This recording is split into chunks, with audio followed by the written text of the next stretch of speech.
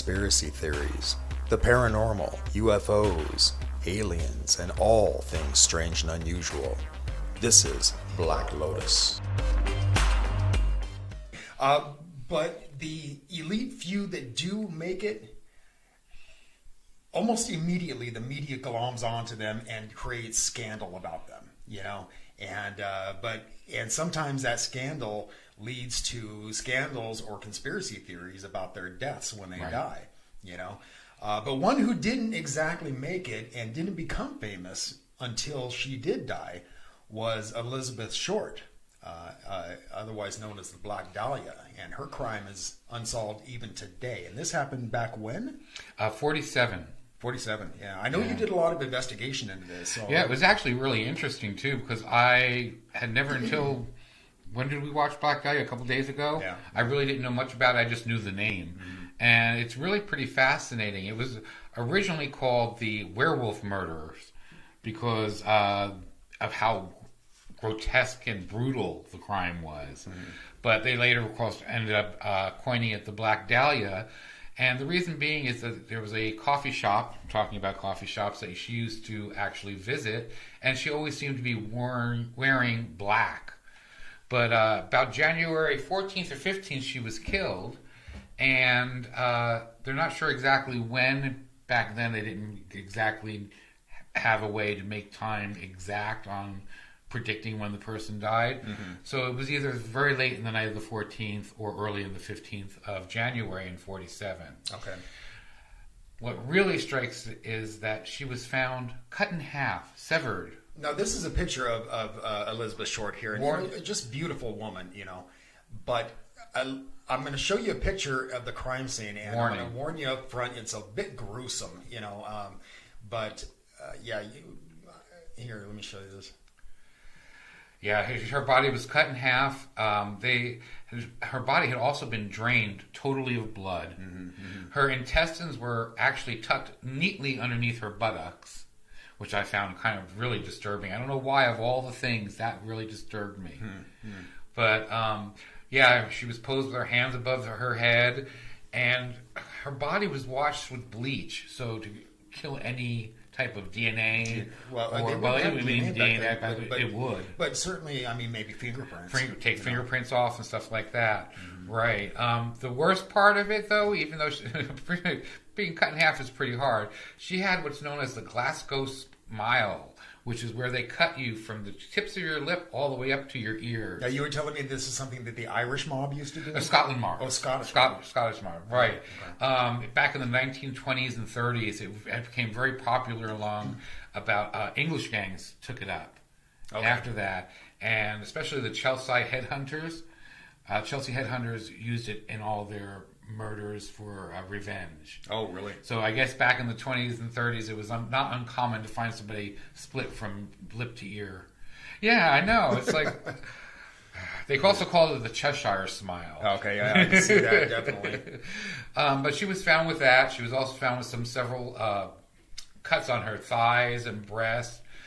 She had marks on her hands and arms, like somebody had bound her and tied her. Mm-hmm. When she was posed, it made it almost look like she was a ballerina. I don't know when you see the pictures, her hands are up and stuff.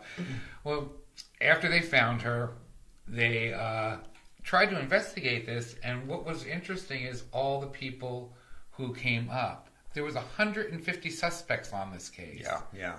Well, one of the things I found interesting about this is that it's thought that the police knew who did it, but they were avoiding it. And the reason they think that is because the local police in Hollywood and LA were paid well by the movie studios to keep certain things hush-hush, you know? And so some people think that they knew who did it, but they just avoided it because of the payoffs. Now, I could see Hollywood being that corrupt, you know, or the LAPD at the time being that corrupt, most certainly, because it was certainly a corrupt organization back then. Yeah, it still is. I hate to say, I think it still is in a lot of aspects. Yeah, definitely, especially with the racial issues. But yeah, anyway, I thought that was kind of interesting. The body was found by a woman walking her 3-year-old son, or excuse me, 3-year-old daughter, and she first thought it was a mannequin, right? Which I could totally see. Sure, especially being cut as precisely as she was. Right, she was cut surgically. There's right. there's an actual surgery technique that it was used to sever the spine in the place it was. That only doctors would really know how to do that properly. Right. So yeah, I could see why she would think that it was a mannequin. Well, yeah, and it was drained of blood, so it was pure white. Yeah. You know, I don't know if you've ever seen anybody who's been totally drained of blood, but you lose your pinkish. Right, and so and there was no blood at the scene, and so that's why they think. Yeah, there was a cement bag with a little bit of watery blood on it, but that was it. Otherwise, yeah. So they know that the body was cut and then brought there, right. but it was not done on scene. Then about January 21st, a person claiming to be the killer called the Examiner and said that he was going to turn himself in. They had already received a letter, which I think we have a picture of the letter. It was done in You know what? I don't. I forgot to put it up there. Sorry. Oh, that's okay. But it was old-time gangster style, where they remember where serial killers would cut out the letters and put them on the paper and paste it on, like a ransom note. That's the way the letter arrived, saying that here's her belongings, and it was basically just photos and stuff of her. But and there was a lot of like things like, I'll give myself up for like $10,000 or something. Right. Like that. He said eventually he would give himself up, which we all know now he has not ever. No one's ever come forward. Yeah. But he called, like I was going to say, he called the Examiner on the 21st and said he was going to turn himself in, but he wanted the police to pursue him. He thought this was a cool game of cat and mouse. He was enjoying dangling all this in front of the police, which to me makes him even more psycho. Right, kind of reminiscent of that serial killer that was up in San Francisco area. What was his name? The Zodiac Killer. The Zodiac Killer, yeah. He did the same thing. He loved to torment. Yeah, taunted the police all the time. He loved to torment. So, but even back then, there was a $10,000 reward put up for whoever found out or could lead information to finding the killer. Yeah, but I mean, you imagine the kind of money that rolled around Hollywood. Well, $10,000 was in 2018. $10,000 was $112,000. Right, it's a good amount. So it's a good amount of money for back then. It's still not the kind of money that studio execs and the people that ruled Hollywood. They made a hell of a lot more. So that kind of money was like a drop in the bucket compared to what they had. So nobody's going to give up anything, Well, if a civilian possibly knew something, but nobody really knew anything. Yeah. Nobody saw anything. Yeah. Well, we don't sure, actually. I'll get to that in a minute. But later on, they got actually, on the 26th, the Examiner received another letter. This time it was actually handwritten. And stating again that he was ready to give himself up, and he wanted you to meet him at a certain place, a certain time. And nobody showed up. Really? Yeah. Nobody showed up. So they still have no idea. But there's a guy named Steve Hodel. He's the son of George Hodel. And he's a detective. George Hodel, he's a mystery writer. Mystery writer, right? I thought he was a retired detective. Maybe he got into writing books later. Well, he was writing short story Murderers in 1946. And he thought that it was a tie-in between that and the 6-year-old girl, Susan Dagan, of Chicago, who was murdered and cut into pieces. Okay? So Steve, his dad was a doctor. George was actually a doctor also. He suspected his father had killed him because he overheard his father telling somebody that I was the one. Well, what if I was the one that killed? Right. And actually, the police got that on audio. Right. Because they were staking out his house because he was a person of interest. And the reason he was a person of interest, I heard, is because he hobnobbed with the rich and famous in Hollywood. Correct. And the reason for that is because he specialized in fixing up people who had venereal disease. And he also performed illegal abortions back then. Yes, he did. And, that would ruin a starlet's career if she got pregnant. Right. So, especially got an abortion at that time. Abortion was way, way worse than it is even now. Well, yeah, and it was completely illegal. Right. So. Right. You weren't even allowed to. That's true. Yeah. But they actually never found out who did this. They don't know the motive behind it. Right.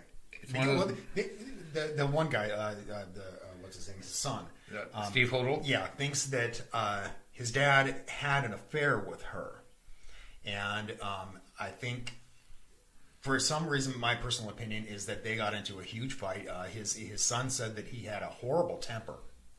So I mean, who knows? I mean, maybe that's what happened. Maybe he killed her and decided to make a mystery out of it. We just watched the Black Dahlia movie, and that really didn't. First of all, it doesn't tell you much about their actual case. No. It's more about the behind the scenes, and the behind the scenes is just pure fiction writing. Fiction, yeah. I mean, they took a lot of liberties. A lot of liberties. Yeah.